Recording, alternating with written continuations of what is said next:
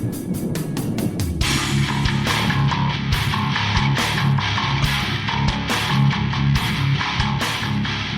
to Bitstorm, a comedy game design podcast by two guys who know nothing about comedy nor game design. I'm Trevor Scott, and with me as always is Ben Slinger. Hello. Podcast people. How are you been? Oh yeah, I'm okay. Nothing to report. No, I'm just pouring my first Scotch and Coke Zero. Oh, so you're not going to actually my open the podcast Coke drink Zero? of choice. Not going to open the Coke Zero while I'm talking this time. Sorry, what was that? You're not going to open the Coke Zero while I was talking because you're a...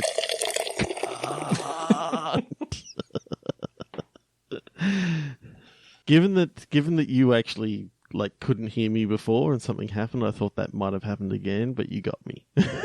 I gotcha. All right, let's get on with this podcasting thing that we do. Shall we just play What do we do? Well, we play Click Pitch. The podcast is called Bitstorm, but the game we play is called Click Pitch most of the time. And in Click Pitch, we each have a random word generator in front of us, and on the count of 3, 2, 1, click, we will each get a random word, hence the name of the random word generator, and we'll say those words out loud and put them together into some sort of game design, which is hopefully amusing for your brainsicles. Just realised that we're coming up on 2 years since we first did one of these. That's true. May something or another, I think. Yeah. Since we started podcasting. Second episode, we decided to do this in two sweary dads. It's come not very far. We've come a long way, baby. Or a baby way. Long. I reckon we're going to have to do a best of at some stage. Yeah, you can edit that together if you like. I was hoping you'd do it. 3, 2, 1, click. Earthing. Yes. Yard. So, okay. Is earthing like the opposite of unearthing? Like to place earth on something? Not sure. Oh, God. No, what? It's not. It's that thing where people claim that you can get energy from the earth by going out in bare feet, and the earth will heal you and stuff. Okay. Earthing therapy. It's, well, you know what? I like your way of thinking a little bit better. Okay. So it's the opposite of unearthing, in which you go round and dig in people's yards and bury artifacts and stuff to make people think that they've actually got something valuable in the yard. Okay, that's interesting. Well, I wonder because I'm trying to think why someone would do that. Because look, making it seem like you've got something valuable on your land yourself obviously makes sense because you want to then sell that land to someone for a lot of money. Yeah. Making other people's land seem valuable. Maybe it's the opposite. Maybe it's not that you're putting artifacts that are valuable. Maybe you're putting human skeletons and things in their yards to drive down their property price because you're an evil property investor and you want to build a shopping center on this block. And so it's basically a stealth game, a stealth digging game where you want to plant drug. Where are you getting all these skeletons from? Drug paraphernalia, skeletons. I don't know what other things would drive the price down. Graffiti, gangs. So can you bury a gang in someone's yard? I was about to say it's a bit hard to bury graffiti in gang. You could, so they're just gardening one day, and suddenly a gang of teenage hooligans comes zombieing out of the ground. Oh! Fidget spinners. That's all I know about teenagers. Take me to your Tide Pods. In gangs, for some reason, they have fidget spinners. They're a fidget spinning gang. That's what they do. They and have are they really spin-offs. sharp fidget spinners? No, it's all about so prestige. It's blades. It's like, you know how in our time, gangs all had dance-offs where you had to step up. Mm-hmm. Now you have spin-offs. Okay. Yeah, and it's all their best fidget spinner tricks. So you didn't answer my question as to where all these skeletons are coming from, though. Graves. That's just another level. Part of the stealth is doing the unearthing and then doing the earthing. Same way you capture the gangs of teenagers. You unearth the gangs and then you earth the gangs. Yeah, everyone knows that teenage gangs grow in the most fertile soil within a deserted parking lot. And if you're lucky, it sprouts a gang shrubbery. Yeah, that's right. A gang bush. We have a hoedown. No, I don't know. So where's the game in this? Like, well, I guess it's the stealth. The stealth is the game. Yeah. Okay, so it's sort of third-person stealth. No, it's VR. Oh, VR? This doesn't sound like a VR thing. Yeah, but how cool would it be to be digging up the earth and having to quickly teleport and hide when the motion sensor light comes on or whatever? Maybe. I feel like the problem with stealth in VR is situational awareness, right? Yep. It is being aware of the things around you, and being able to react to them. So, I mean, look, you can give it a try since just every game on this podcast apparently has to be VR, but. Well, fuck you too. I was fine then. It's third person, boring. Every other game, bloody game. Every other game on our podcast is VR though. Because I was picturing like the great dragging mechanics of like Hitman or something, but you're dragging skeletons and you have to make sure not to catch them on something so a leg falls off to incriminate you. And like you do realize that infiltrating one of the gangs. You do realize that most skeletons don't have all the like tendons and stuff that keep the bones together. So no, they definitely just wire them all. Well, maybe there's a wiring mini game where you have to wire all the bones together. And there's another mini game in which you can put little eyelets and turn the skeleton into like a big puppet. Totally, a marionette mini game. That's the VR bit. That's just getting really bad. Oh, because this is such a great game when we started. Right. Well, at least, driving down the prices has, an end game in mind. Yeah, so what happens when you manage to sort of kick all the people out of there? Or like buy them all up for cheap? Is it... Okay, I think what happens is you go through the game as per normal. You're trying to basically get rid of all these people, and you get to this one little old lady's yard, and you start digging it up, and you find something that is like really, really horrific. Okay. And it turns the whole thing around into now, you kind of scared for your life because this secret about this. Oh, so it turns into like a horror stealth game. Yeah. Okay. So then, okay, that's interesting because that adds an element. Maybe it's your, fourth house or something the fourth mission you have to go on is this little old lady's house, and you unleash something into the world, into this neighborhood. That from that point on, all your other missions, there's sort of this extra element of having to avoid the evil dead. Well, the thing that you unleash onto everyone is literally this little old lady. I'm thinking that she's got this horrible secret that she's buried in her backyard. Wait. Oh, I thought you said that her horrible secret is that she's buried in her backyard. It's like she buried herself in her backyard somehow. And the little old lady in the house is a doppelganger who... That could be good. That could be good, actually. Like... It's a body snatcher or something, and they killed the real little lady, put them in the backyard, and now when you're like in the next level, when you're out digging up graves and taking a skeleton to someone else's backyard, you just see that little old lady over the fence staring at you, and then you realise that you've actually been seeing that little old lady pass by each Yeah, like the when you graveyard when you've been there. when you play the game for the second time, you notice that little old lady around in previous scenes before it was obvious that she had something special to do with. Yeah. I'm thinking maybe something similar to, if you remember, Too Many Cooks.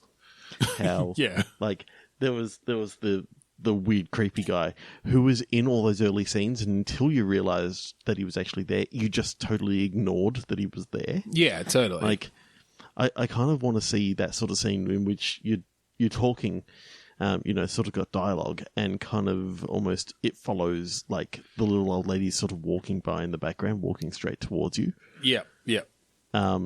There's definitely something creepy about that kind of out of focus.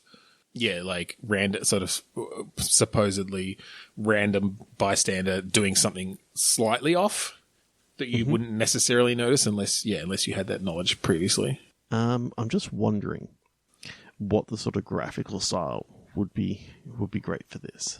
Because you know what we have never done? What's that? An FMV game. Oh, God.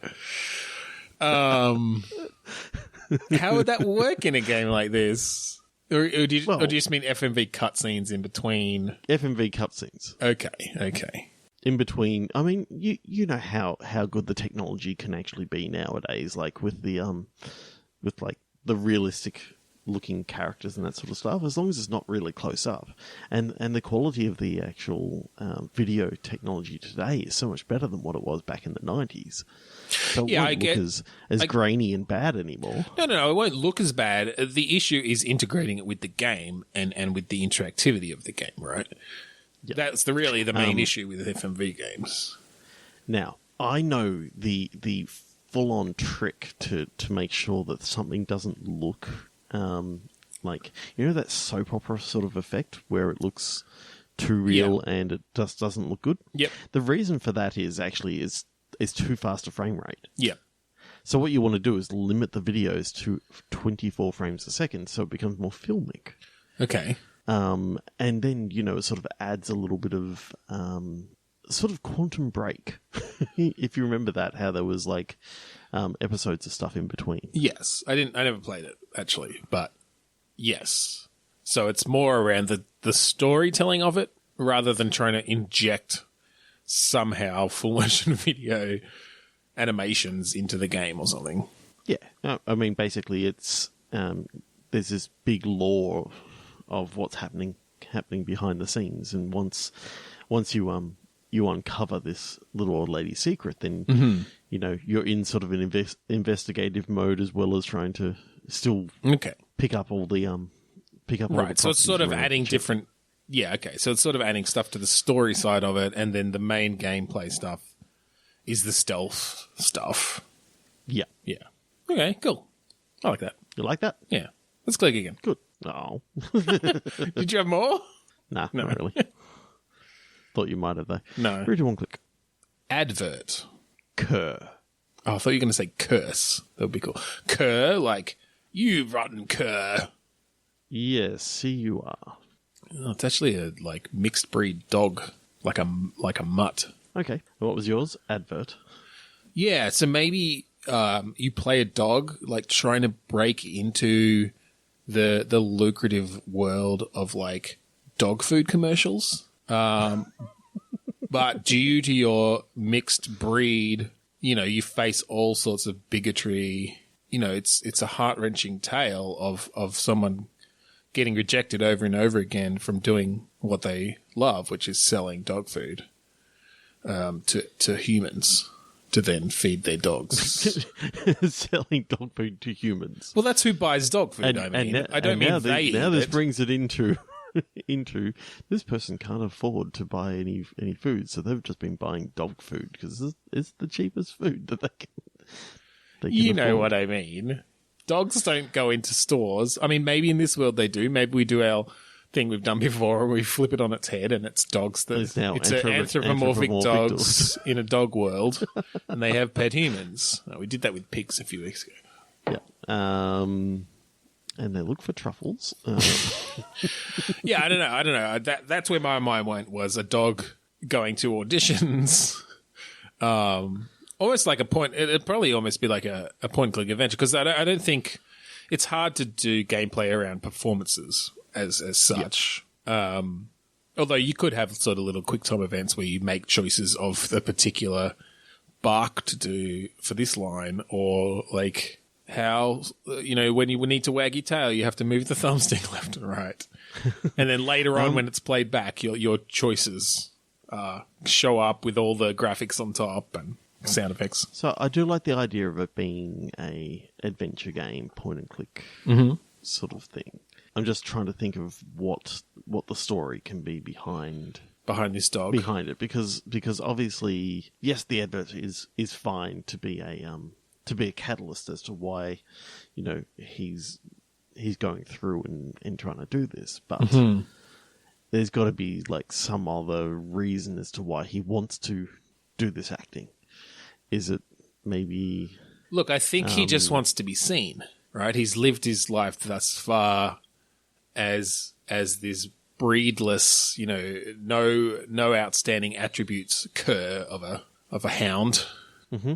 And so this is his way to be seen and to be noticed and to be recognized.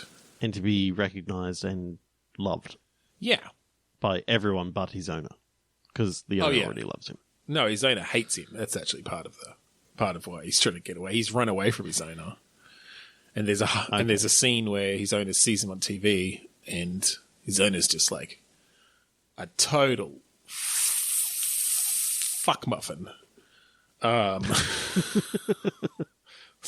to come up with a good anyway. And so he like comes after him to try to leash him again, bring him back to where he thinks he belongs. It's like, no, I belong here on the stage.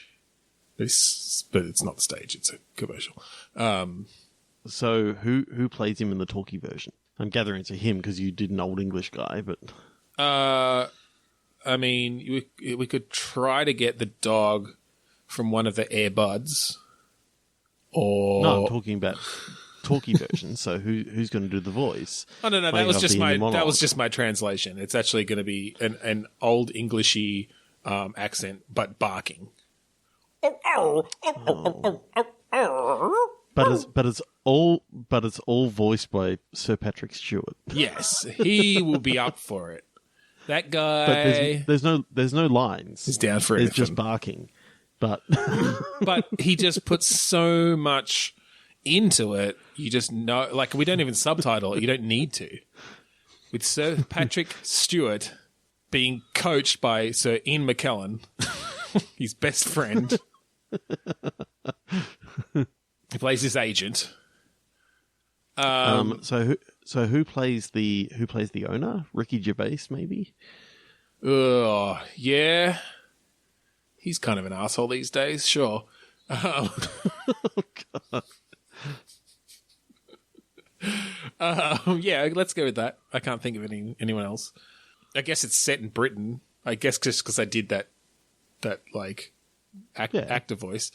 Yeah, okay. Well, maybe this is one of those games where we just we get all of the big British actors. We'll get Maggie Smith in. Oh, awesome! It's just all going to be because she's a dame, right? Yeah. It's just going to be all these people who have been given titles. All these, yeah. Except for Ricky Gervais. Well, maybe we'll throw him out and we'll find someone else. I mean, Sir David Tennant has got to be a thing now, doesn't it? Oh, probably. He's a doctor. Dr. David Tennant. I kind of like the idea of there can be some flashback scenes in which you find out that just to be really British, the dog used to be an actor on he turned up on Doctor Who at one stage. He turned up on in the background of The Office or something like that, and just have all these great British TV shows that you right, see and just see the dog in the background. Yeah, we just sort of composite the 3D version of the dog in there. Sure. His granddad was on Faulty Towers, Who knew? Nice. Yeah. Well, he obviously did because he wants to follow in his footsteps. His paw steps, yeah. His paw prints. It's, okay, so I like that. I like that. What sort of breed? Was his granddad at least a pure breed? Yeah.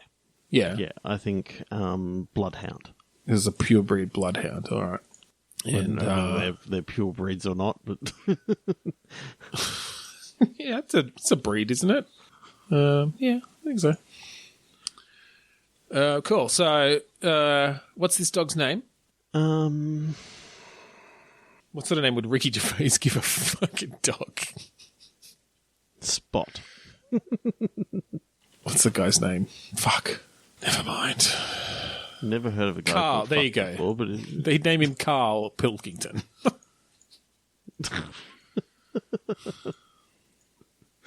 oh god. Yeah, I think we've wrangled everything we're going to wrangle out of that one. I think that idea has wagged its last wag. 3, 2, 1, click. Triangle. Sop. Shit words tonight. Sop? S-O-P? Like to sop up a liquid? A thing of no great value given or done as a concession to appease someone whose main concerns or demands are not being met. Or it's a verb, soak up liquid using it. Yeah, that's the one I was more thinking of. Yeah. Well, and what was yours, sorry? It was triangle. So maybe this is a game where you play a sponge. That could actually be Okay. quite interesting mechanics or in a puzzling sense, like a platforming sense, maybe. Because anthropomorphic sponge. Yep. Yeah, of some sort. Triangular in shape. And you will weigh more if you have more liquid in you. If you have sopped up more liquid. But yeah, maybe you can do things where you like mix different liquids, or you have to wring yourself, like maybe you can't wring yourself out, so you have to find ways to squeeze yourself a bit to get that liquid out. Yep. Yeah, that's got some neat stuff. What sort of different liquids could we utilize? Milk, gravy. Oh yeah, you could do some chunky stuff for sure. Soup. Because that will actually alter your kind of the dynamics of how you move. Then is if you've got chunks of chunky soup attached to you, and you have to occasionally like wash yourself, get yourself clean again from all the different mixed crap that you've sopped up. Okay, I like this. I like this a lot. Yeah. So Let's flesh it out a bit. Where do you start? Why are you a triangle? Because normally a lot of these sponges are like square in shape. Maybe someone cut you into a triangle and you're trying to find your other half. Your other half? Yeah. Are you I guess we should determine what sort of sponge you are. Are you like one of those sponges with a scourer on your other side? Because that could add some stuff too. I think so. Because then you could like rough, you need to rough things up or clean them in some way to get past them. Mm-hmm. Okay, I like it being a sort of adventure game, not in the sense of a point and click, but a action adventure, Tomb Raider-esque. You know what I mean? So it's 3D sort of worlds and all this sort of stuff, but it starts off set in a industrial kitchen.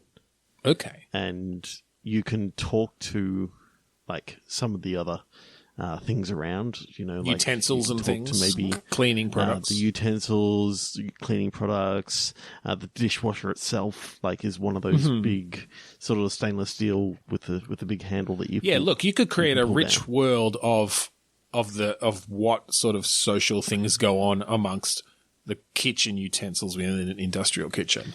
Yeah, so I think in this case, what you can actually have is that among the utensils, cleaning products are seen as like godly because they clean them to be interesting. I would, yeah.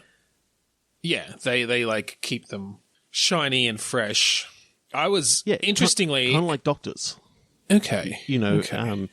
I'm thinking that if you see a rusty spoon or something like that, you know, they obviously have been too afraid to go to the doctor, sort of thing. I do like that. My mind started going in the opposite direction, but maybe we can combine the two in that, yes, in general, cleaning products are respected in this world, but perhaps the lowly sponge is kind of at the bottom of that pecking order.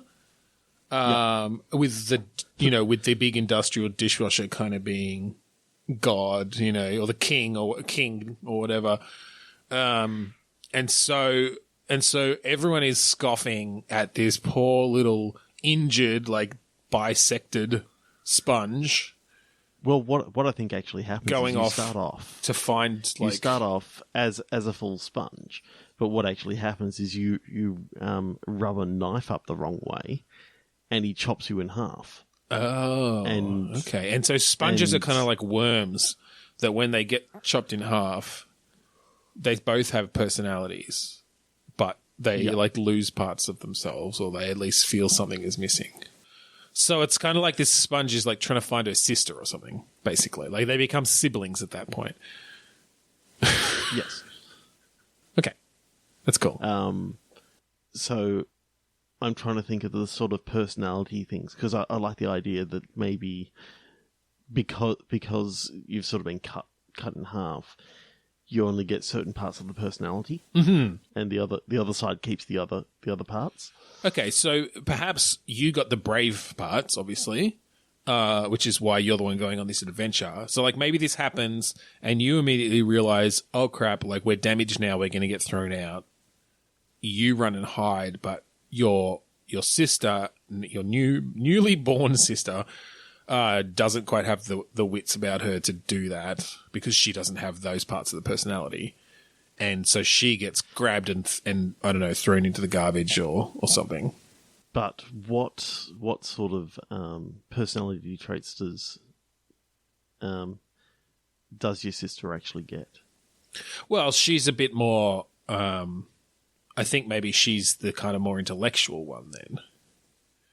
So your character is the sort of brash, quick thinking, which is why I was thinking that maybe she's the one that runs and hides because she's not as brave, and you're. Oh, okay. And so you're the one that gets thrown out. I guess that makes so your whole thing is getting back. Now you're trying to travel back. Okay, now, yeah, that how far you're traveling is literally like maybe the length of this restaurant sort of thing. Yeah, it's like from the dumpster out the back. Yeah, in the alley, and literally you get carried through like here's the industrial kitchen, here's the sink that you always grew up in is down the far end, and then they sort of travel through like the manager's office and a few other things until they get to the and I like the idea of literally having to go through the dining area as part of the game. They probably don't take you through there when they're taking out the garbage, but that's your way back. Like your quickest way back is through the dining area, through the manager's office. Yeah, like through hallways and stuff. Maybe you have to maybe go through like the utility pipes or something at some point.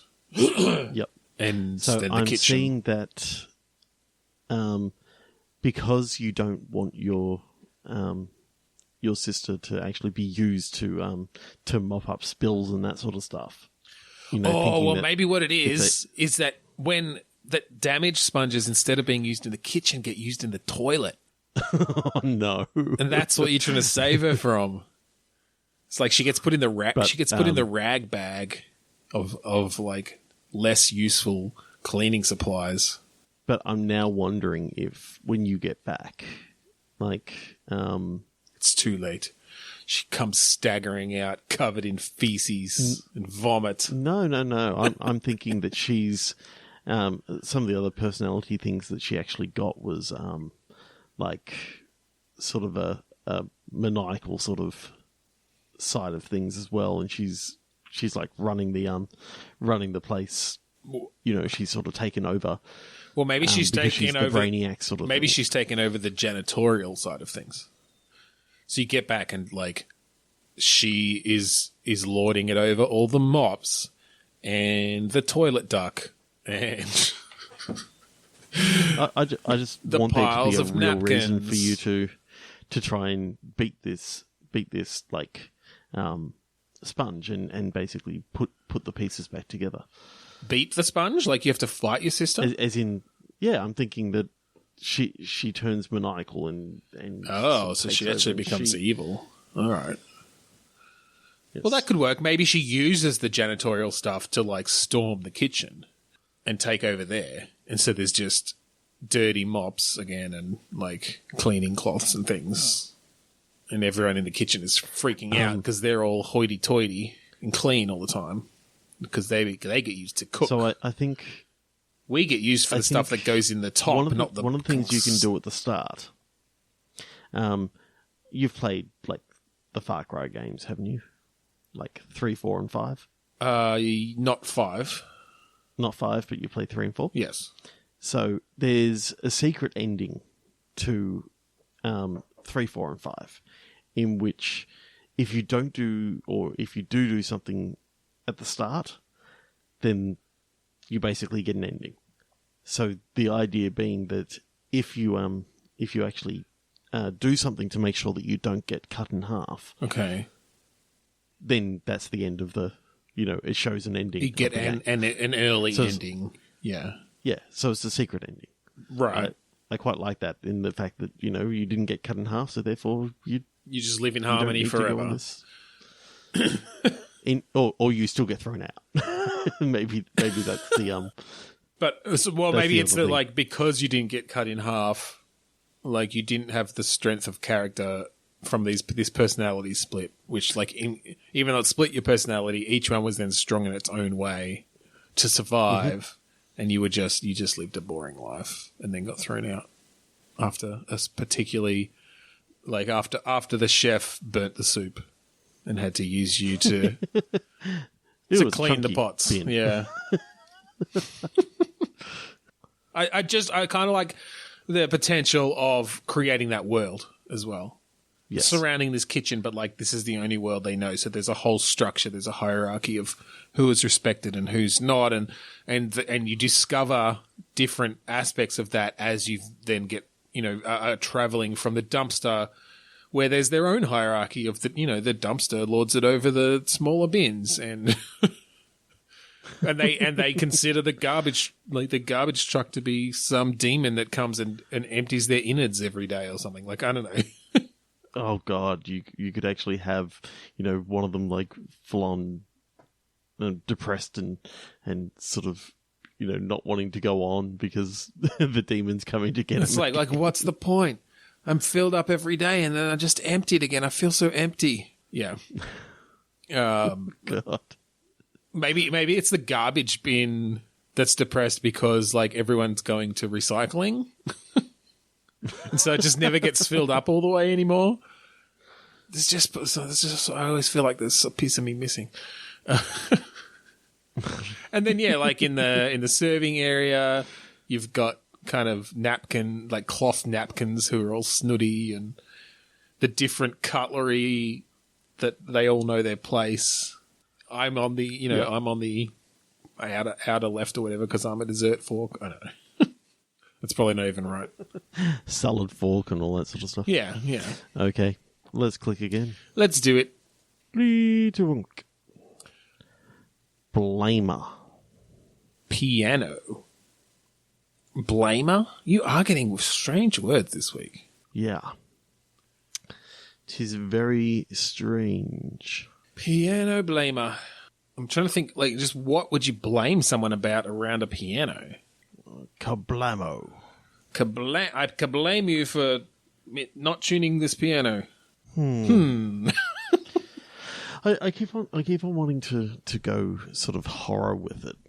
Like there's like something weird happening that has to do with the piano, like the room with the piano, and like I'm thinking maybe you play a little kid and you keep on getting blamed for like messes and that sort of stuff that have been happening around the house. Okay, that's a good jumping off point.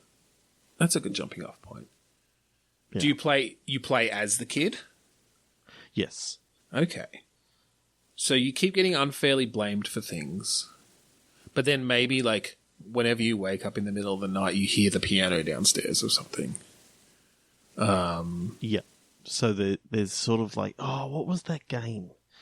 There was a game where you played like a toddler and you had a nightmare every night. I don't think I've ever played it. It was on my wish list for a long time, like Until It Sleeps or something. Yes. So I kind of like that sort of, like the scale in that game was amazing. Yeah, the scale does make that interesting. Which is why I kind of like this as a VR game.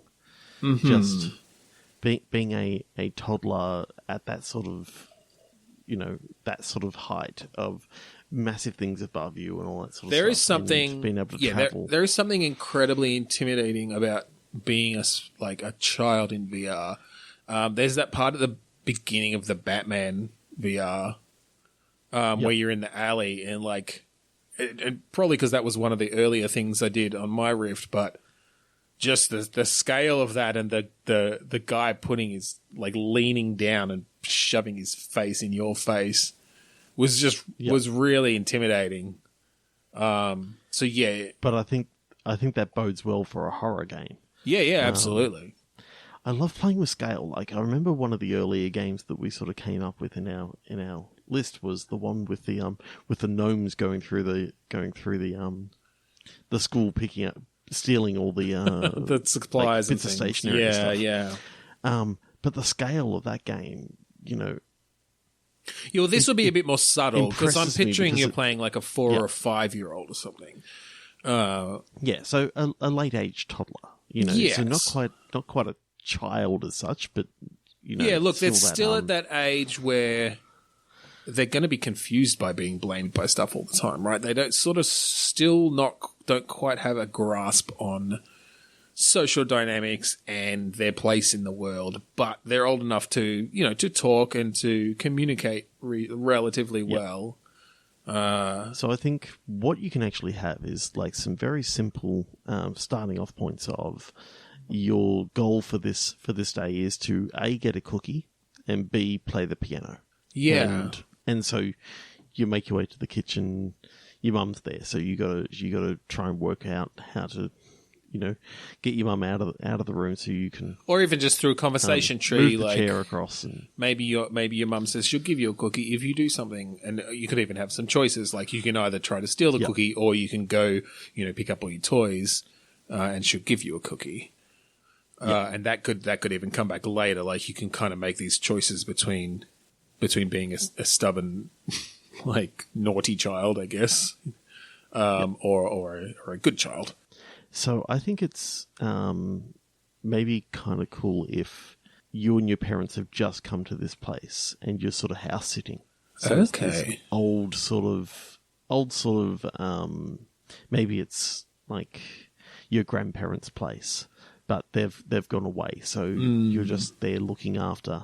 I like the idea of the opening scene being you in the back seat of the car as you're like arriving, and so in VR, that just works really well where you'll see your parents in the front seat and you'll get a bit of introduction about the scene, setting the scene and where you're going from them talking to each other. But as you look around, like you can look down and see that you're strapped into it, like a kid's seat in the car, and you can look out the windows and maybe roll the windows down and your parents tell you off or throw things at them. Yeah.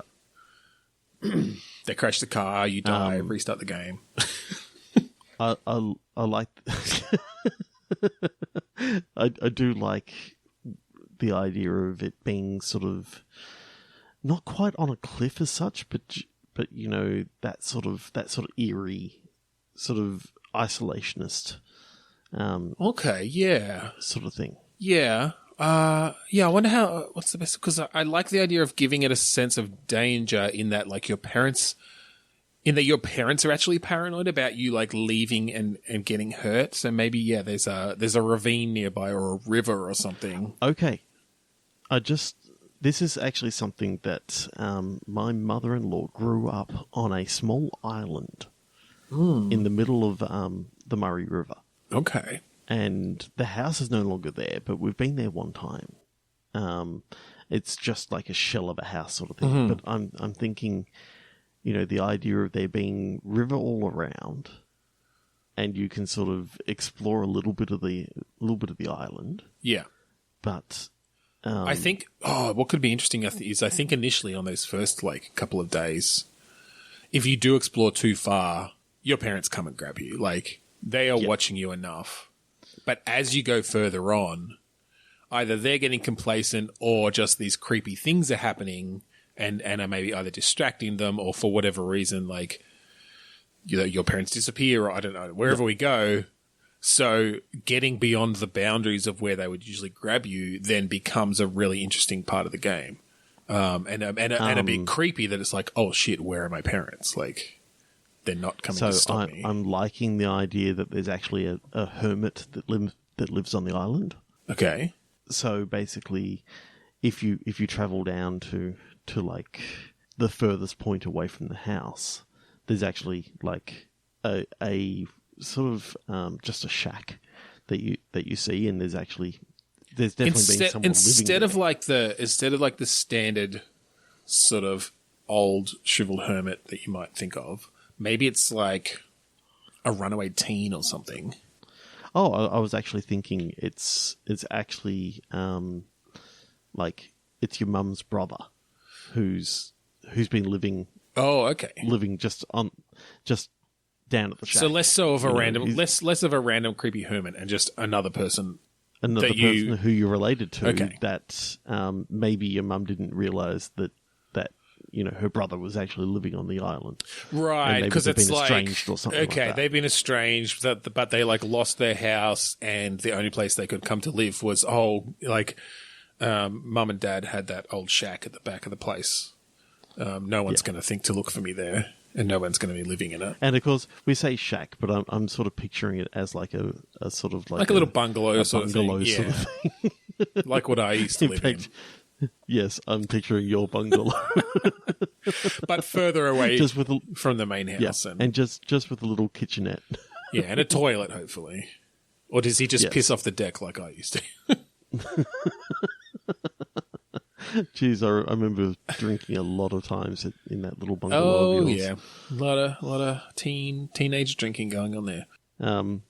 I do happen to remember when there was a huntsman on the on one of the poles, and I'm pretty sure someone got a lighter and hairspray. Oh God, probably. Like they didn't set the whole place on fire. Anyway, I miss your parents' place. I know. So anyway, it's sort of like a big island. I'm just trying to think of what the actual mystery is about this place, or maybe it's just that it's your mind playing tricks on you. Oh, I do a bit of a gone home kind of style thing. Yeah. I think that could actually be really quite particularly coming interesting. from the child's point of view, where you make it ambiguous as to whether this is the child's imagination / dreams, or if something creepy is actually happening. That could be cool. I mean, and this is going back to my childhood. When I was young and going to sleep each night, I used to have like at first a night light, and then it had to get even more so like a brighter light. So we ended up turning on the bathroom light for me. Yep. Because my mind would come up with these vivid like webs and that sort of stuff that would just cover my door and all this sort of stuff. And I literally had it was probably close to night terrors. Yeah. Sort of thing. Like I'd wake up screaming and all this sort of stuff. And being able to tell the difference between sleeping and, the dream world and reality was actually a bit hard when I was Yeah, of course. So yeah, I like the idea of playing branching with into that, and maybe you can hear like conversations that your mum's like rung the doctor and she goes, there's something going on with my child and all this sort of stuff, and there can be trips to like a doctor's office and right. And Yeah, that could be... You can have little things like that. And yeah, sort of the way that a 4 or 5-year-old might interpret that sort of thing, when really all it is like they're having trouble adjusting to a new place, and so they're having bad dreams, basically. Yeah. But yeah, from their point of view, it's kind of this really creepy thing. And so is there an explanation for the piano music they hear at night? Like, is it just that your parents put on some music to go to sleep to or something? And my mind just went to, they put on some music so that they can not be heard, having some mummy daddy time. You start hearing weird thumps and screams in the night as well, and maybe the explanation like where all this gets explained at the end of the game is you like 20 years later visiting the house with your parents, and you're like, oh, Mum, I remember Mum and Dad when I lived here. Like, I had this weird period where I'd wake up in the night and I thought I was hearing a ghost playing the piano and like screaming and banging things around. And like the game ends just with your parents giving each other a like knowing look, and then it's fade to black. Out of the cupboard, they take this old record player, and it's like songs to songs to fuck to.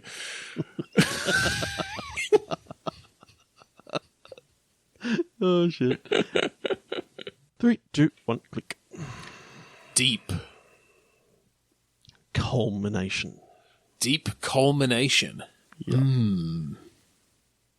So let's sort of riff on deep a little bit to sort of get a setting for it, maybe, because like deep, my mind goes to something underwater, like in the actual depths, some sort of exploration down there. Yep. My mind also goes to like mine, like okay, mining. Yes, yep. It goes to deep in the woods sort of thing. Okay, so that could work well too. Different types of deep that you can go to. Not that I'm saying that the sea isn't a great way. No. It's That's why I wanted. That's why I wanted to, because there are a few ways we can take that, and I feel like that's a good jumping off point, is having a setting like that.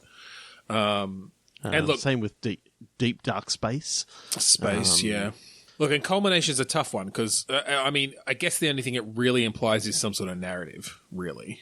Although apparently culmination is an astrological term for the reaching of the meridian by a celestial body.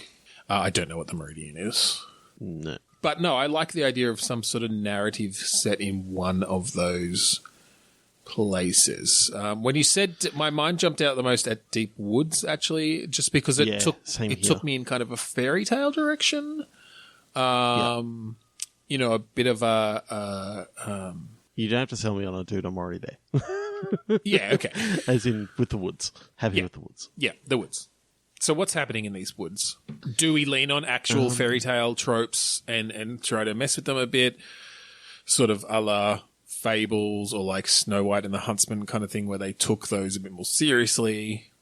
Or do we come up with new stuff? Okay, so do we... I'm just wondering whether, Hansel and Gretel will be a good starting off point. Okay, Deep in the Woods, Hansel and Gretel. Okay, brother and sister out in the woods. What sort of perspective comes into mind for that for you? I'm kind of thinking of almost a bit of Inside, where you've kind of got, well, no, not quite Inside. I was thinking more richly detailed than that. Maybe like richly detailed backgrounds with slightly more simplistic, like third person sort of characters. Yep. So I see this as like a single player co-op game, if you get my meaning, that you can switch between the brother and sister. Yep. Rather than the witch, though, what I'm sort of leaning towards is that your parents are actually rather like poor. So rather than throwing you into the woods, they send you to maybe the ginger factory. I'm trying to come up with some sort of way to say that this orphanage is the gingerbread house. So okay, so ginger house or something like that. Right. Are we setting this? It could be interesting to set this in with more modern stylings. So it's still deep in the woods, and you're quite isolated. But it's sort of maybe like sort of mid 20th century sort of style. Okay. Fairy tale sort of style. I don't know, like. So maybe it's during a war, and your dad has actually gone off to fight in World War II, and your mum has passed away. So you've ended up in this orphanage. Okay. And they just happen to be like set right in the middle of like, I'm thinking, because Hansel and Gretel, I'm pretty sure were German. Yeah. That it's actually based within Germany. Okay. During like World War II or something? Yeah, during World War II. Ooh, okay. So it's getting into some not that, nitty-gritty. Not that your characters are Nazis. Just, No. It's yeah. It's look. just, I think World War II. Young innocent kids. Yeah, I think World War II is the backdrop. And look, we don't even necessarily have to go too much into. We don't even have to say World War II. We can just say war that is come upon. But it's just this is my yeah, like, your sort of interpretation of it. Yeah. Okay. Yeah.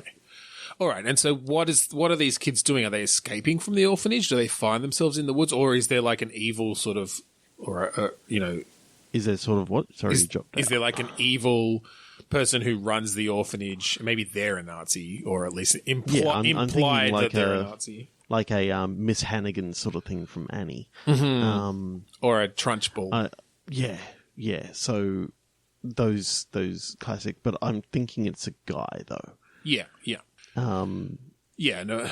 And that maybe you've been sent into the forest to actually, or into the woods to collect some firewood or something. And along the way you actually meet a kindly, I'm trying not to say hermit because we've just done hermit in the previous game. Someone living in the woods. Something similar, that she's living in a cottage in the middle of the right. And middle of the woods. Okay. And so the story sort of revolves and is almost the opposite sort of thing, that they're trying to get away to this. I just realised that we're setting this in World War II and the fucking witch gets pushed into the oven. But I'm trying to subvert the fact that well, in this case, but in this case I think like the orphanage person is sort of the witch as such, and then the witch is actually nice and helps them. From a gameplay perspective, you said collecting firewood. I like the idea actually that they get sent out with a metal detector and they're trying to like scavenge for metal that the orphanage then sells, just because that to like just for their own profits. Well, I'm trying to think: are they selling it to something like Schindler's factory? So, like a munitions factory. Yeah, exactly. Yeah, like that. There's any small amounts of metal that can be used to make munitions during the war is obviously going to be valuable. So, but what that gives you is some interesting gameplay things around using that metal detector to search for things and find secrets and different stuff. Because I'm kind of picturing a bit of a platformer, right? Yeah, I'm kind of picturing that the woods are actually almost an open sort of area that you can go through and find like a cave system that.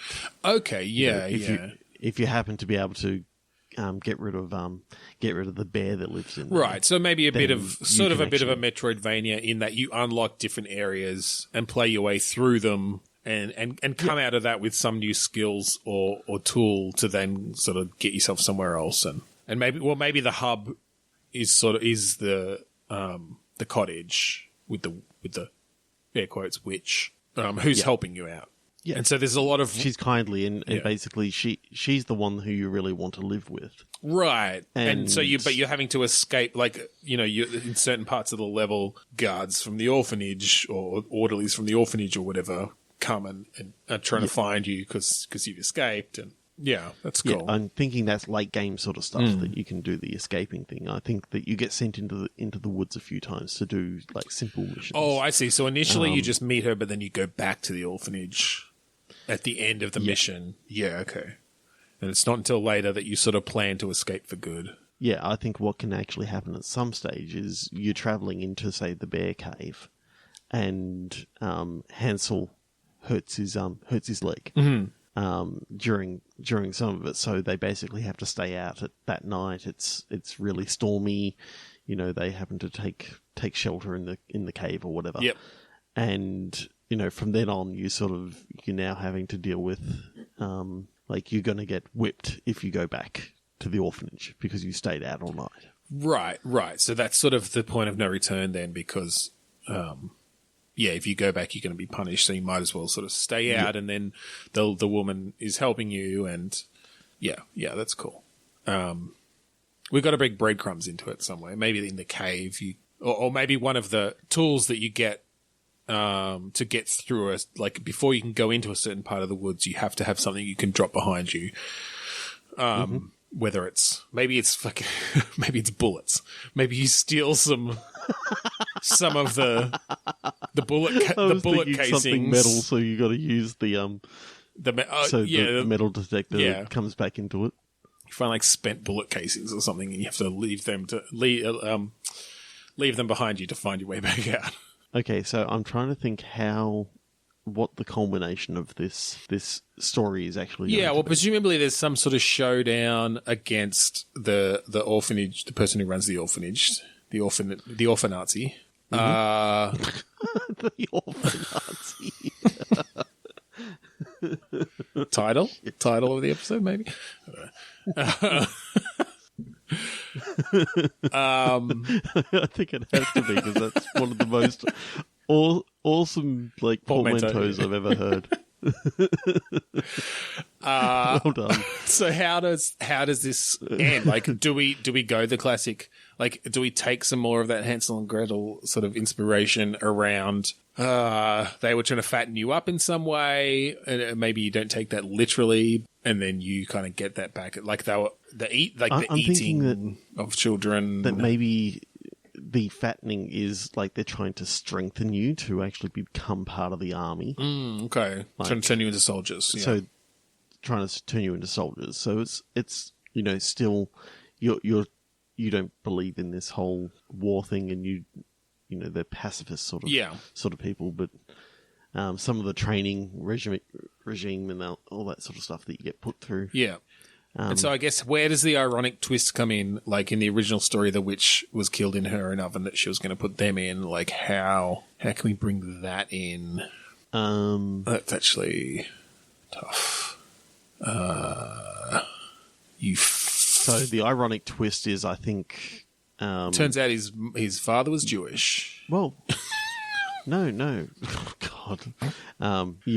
I think you actually end up saving the orphanage person rather than killing.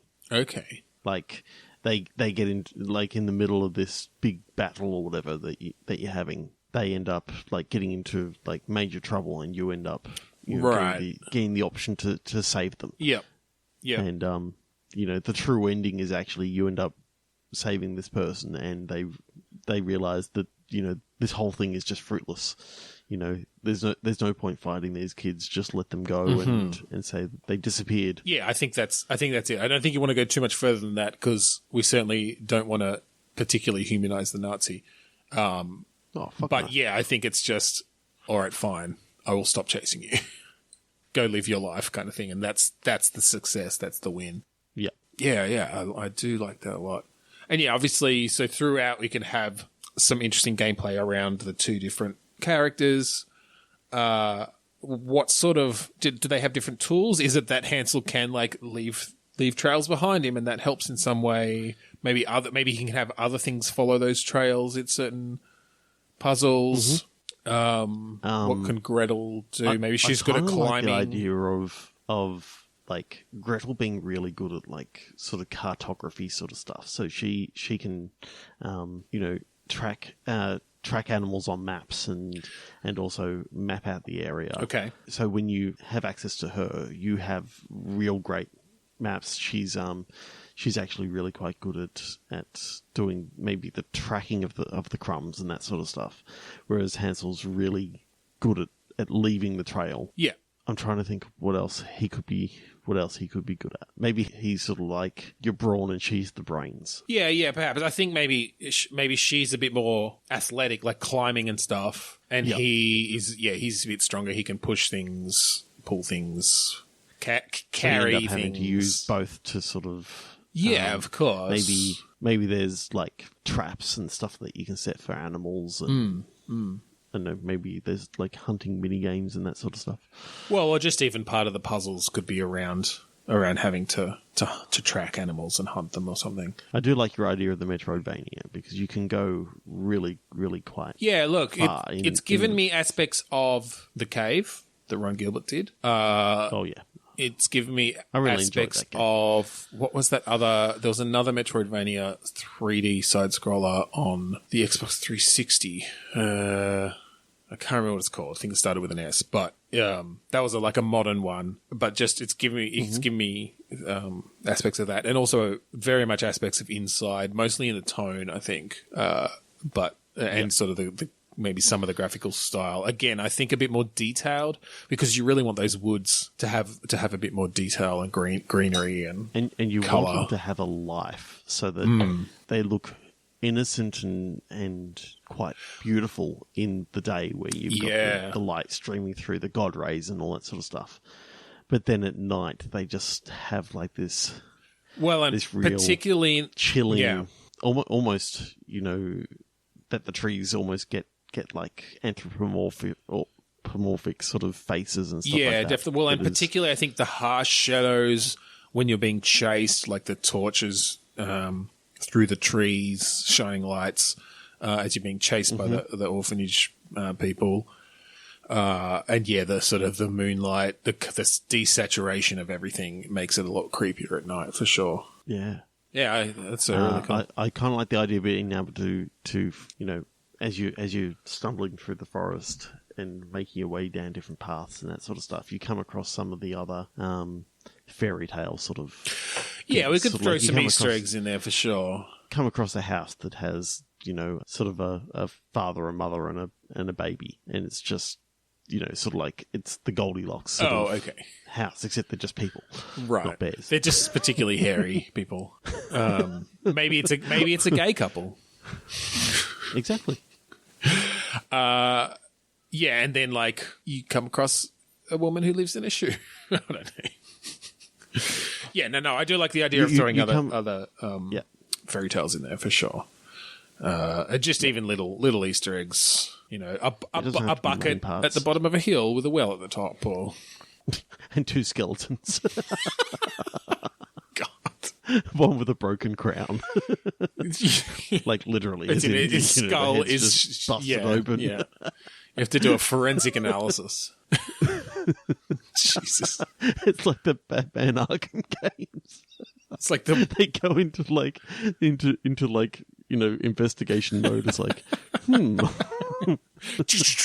It's like puts the overlay over the top, zooms in on the head, shows a replay with like one of those close-up slow motion things of fucking Jack breaking his skull on a rock at the bottom of the hill. You literally see like that Mortal Kombat sort of when people broke their bones. Oh yeah, or like Sniper Elite like, or whatever it is. Yeah, yeah. We'll do a similar one for fucking Humpty Dumpty. All right, I like that. Let's do one more, I think. And one more. 3, 2, 1, click. Morning. Overhang. I'm not sure why that immediately gave me. It just reminded me of Firewatch for some reason. Like there's something about being out in a desert. Not the Firewatch was in a desert; it was a forest. But and sort of the morning coming in. Like I like the idea of that the morning is dangerous. You're in a desert, so the sun is ominous, right? Like, and so you've it's sort of a bit of a survival thing, maybe. Actually, that could be interesting. I don't think anyone's done a real survival thing where the sun itself is sort of like that. You literally have to avoid the sun and stay in the shadow and stuff. Yeah, like you've found an overhang that is in shadow, like a lot more than other places around in this desert. So it's relatively safe. But you do have to take into account the times of the day where the sun does intercede, and make sure that you're not going to dehydrate and that sort of thing. Yeah, okay, take it further. So I like that this is in an alien world where, sort of like on the moon, how if you're on the sunny side, it is so fucking hot that it's just insane. Yeah. Like you literally you'll get burnt up. which is why they sort of parked on the darker side of the moon. But so I'm liking the idea that obviously the moon is sort of like tidally locked to Earth, so the same side it's always facing. Yep. So that's not going to work. But this planet that they happen to be on, or forest moon of Endor or whatever, you have to take cover at night. Then having to like scavenge for like food and work out which foods are actually poisonous and which what you can use for water on this planet, and do you need to like craft a filter? I do like the idea of an exploratory survival game like that. I mean, I've also been playing a little bit of Subnautica lately, so I've got that a little bit in my head. Yeah, for sure. But that's the idea of that being on land instead of. Well, and I quite like this idea of it being the daytime that is most dangerous. So you actually have to scavenge at night, but then that obviously brings challenges around light. And eventually, as you sort of discover things and figure out the landscape, you can build things that let you go out in the sun and sort of counteract the heat and or radiation or whatever it is that's actually damaging about the sun. Yeah, I like that it's like it's a different spectrum of UV. Well, or it could even be something sort of. It could even further away from UV. It could even be that it's not directly the sun itself, but that like during the day, the temperature rises enough that all the spores in the rock, this particular type of rock, come floating out, and it's just their sort of breeding cycle. But they're like extremely poisonous if you breed them in. Like they just to humans, to humans, like there's certain, exactly. Like the ecosystem around is they're part of that ecosystem. But to you, if you go outside and breathe in too many of these spores, then you're just going to die. So, it's actually not necessarily around the sun. It's just around the daytime that there are certain factors. And so you have to build breathing apparatus, but you can only go out at night to find things. So you have to make sure your torch is powered up enough and that sort of thing. Oh, I'm just now picturing that your shuttle that has sort of come down. You've got like a couple of tins that you find there that can be tins of baked beans or whatever. Mm-hmm. So you've got limited number of rations that you've got there. The cool thing about it is, like, I remember seeing this in like an adventure game sort of recently that you actually had a tin can and then you used a leather belt around that and you put some charcoal actually in the tin. And then that actually would be your breathing apparatus as such. It's very crude. But okay, filters out the air. Yeah, so that sort of thing for sure.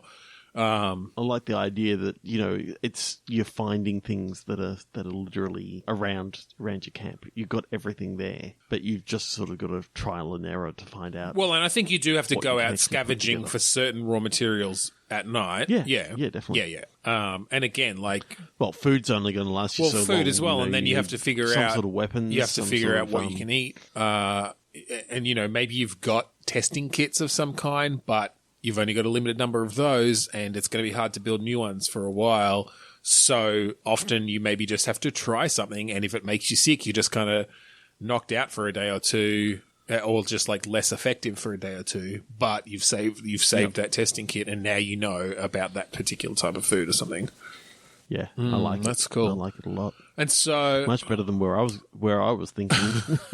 With Overhang, where were you going? Yeah. For some reason, I just went to the movie The Good Son. I don't know whether you've seen that. Yes, because there's the bit where she has to choose which boy to drop. I literally went there. So it's a game, it's a VR game where you've got a son being held from each hand and they're both pleading with you and you have to determine which one is evil. Yeah, you got to choose whether to save the meth addicted Macaulay Culkin or the absolutely awesome Elijah Wood. Right. It's not much of a choice. But for some reason, why I read Overhang, and then I can't even what your word was now. It was morning. Morning. I just remember it being like early in the morning. Yes. For I think it was like sort of dawn sort of thing. Well, but back to the actual good game. Was there anything else Like, do we bring any sort of story into it? Like, does the main character discover anything about this world, or do they manage? Like, what's the goal? I guess is it getting off this planet? I think it's getting off the planet, but the only way that you can sort of do it is by setting off a distress signal and lasting out as long as you sort of can. Once you have sent off the distress signal, it may take X number of days for the ship to actually find you. Yeah, and so once you've actually sent off that distress signal, they'll come pick you up after a certain amount of time, but you have to survive for that long. And it's like, 2 months or something. But I'm thinking that there's actually, only a certain amount of battery power that you've got. There's only a certain window of time in which they're going to be in the region that they can actually pick up the signal. Yeah. Pick up that signal. Wait, so you're saying there's points of no return that you literally can't... Yeah, basically, but we don't tell them. Yeah. I'd be worried about not being able to... I think maybe it would be more like there are certain windows of being able to communicate with them because they're like orbiting the planet or something. And so if you miss it, it's not that you're completely done for, but it means you literally have to survive for another month or something before they come back round. And so it just adds to the challenge then. And so, it just means you really need to have a good infrastructure set up for getting more food and getting more power and getting more water and surviving and not dying. And you've got defenses set up and and being able to travel down into the mine and find the special electricity rocks that they're rocks. Yeah, the electricity rocks generate electricity. I was just thinking though, one thing that these survival games tend not to do is have any other characters in your camp, in your sort of your little survival area. Maybe you can. Now I don't know if you meet intelligent creatures or if you end up like training animals or like semi-intelligent creatures. But I like the idea of being able to semi-automate aspects of your kind of camp by befriending other creatures who then do certain things for you, like go out and collect food or power the batteries for, I kind of like the idea that at the very start you get to choose your companion. Okay, so your companion, your companion that you choose is a la Wilson from Castaway. So it's just like it's a volleyball. It's an inanimate object. It's an inanimate object. That you get to choose what you brought down with you. So you can call, maybe you can bring down Barney the boomerang, right? Yeah, and depending on which way you've put them up, they're either happy or they're sad. Yeah. I just like the idea of bringing that whole. I do like that, particularly in the beginning. Before you maybe befriend these creatures. Although when you said that, I actually really liked the idea of at the beginning you having an actual human companion who helps you for a while and then gets killed, sort of as a bit of to lessen that learning curve a little bit, and to have a reason for you to know certain things or to have certain skills, or like they have more skills than you, but then they die and so then you're left on your own and you have to learn some of those yourself. But their favourite thing happens to be an inanimate object that they brought down, right? Which you like rename. You start calling them whatever the name of that companion was after they're dead. Yeah, exactly. Yeah. I mean, I haven't seen Castaway for a while, but I just remember how sad I was. Oh yeah, spoilers. When Wilson disappeared. Yeah, it's pretty heartbreaking, heart wrenching. Forget Helen Hunt. Wilson's the real friend. Yeah, I like that idea. Look, I mean, that's pretty harsh, but still, like, he comes back and it's like, he almost doesn't want to be there anymore because, like, everyone's moved on without him. Sucks. Poor Tom Hanks. We love you, Tom Hanks. He's pretty awesome. I look, I actually get bored of survival games relatively quickly, but I love the idea of them. So the idea of mixing it up, a bit, is really interests me. So that's cool. Particularly if maybe you have like a randomly generated kind of area, but obviously there's always an overhang. There's always an overhang. Cool. Well, I think maybe we'll finish it up there. Yeah. Thank you for... My mind actually went to cliffhanger at the end. Oh, yeah, you can have a cliffhanger moment. When you finally get up to the top of the overhang. Maybe that's how your partner dies. That's how you lose your partner. Yeah, there's a cliffhanger moment. And so, like, they literally fall back It's down. a quick time back event down that you're always going to fail. Yeah. They actually fall back down into your camp. Like, because the start of it is exploring the area, and you try to get to you're trying to get to the high point, right, to make contact, and then there's an unskippable scene, quick time event that you can't win, and they fall down and like crush your tent, and getting further and further and further along the quick time event. I'm thinking like, remember those old test your might things from Mortal Kombat? Oh yeah, you have to, like, hammer the button. Try and hammer the button and get all that. Basically, you're trying to do that, but you're holding on as literally long as you can. The fingertips. The less that you're doing, the more it's just sort of slipping down, slipping down. So nothing you can do is going to save it. It's just taking longer and longer and longer, and it just gives you more time to look into their eyes. Yeah, definitely. And I think it definitely, before it starts, has the Mortal Kombat guy saying, "Test your might," and putting the words up there in blood. But what happens before it is you're both standing there with Diamond, and you're trying to punch into the diamond. Yeah, totally. That's how he fell. He was just punching to her. All right. Okay, that brought in something cool to finish off. The ending note. Thank you for joining us this week on Bitstorm. If you want to find us on the internet, we are on Twitter, Facebook, and Instagram as Bitstormcast. We have a Facebook group, facebook.com/groups/Bitstorm. We have a YouTube page too. You probably have to search for Bitstorm, and we're like 5th down the page or something, but we've been putting a few things up there. We may eventually, if I can ever upload it, get a Spy Party stream up, which we're now late for since it's already gone up on Steam. But anyway, that was a bit of fun. Yeah, and you'll find out who out of Ben or myself won. Yeah, who could it be? Watch to find out. We're also on Podchaser, podchaser.com/Bitstorm. We're also on iTunes. Rate, review, and subscribe there. We've got a website, bitstormcast.com. I'd like to thank our friends at the AGPN, the Australasian Gaming Podcast Network. Just search for #AGPN on Twitter or the Australasian Gaming Podcast Network on Facebook. Finally, we'd like to thank Crudust for the song Mount Defiance off of the album Containment Failure. Yes. That's 9 years ago, isn't it? 8. It was 2010. It was 2010. 2010. Which means that it's 8 years ago since you left us. I left you. I came back. It's all good. Yes. So, you did come back. Thank you for joining us on Bitstorm again this week. I'm Ben Slinger.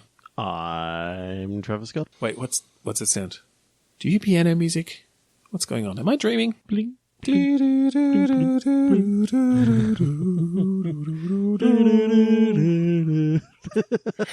raptor comes jumping through the window.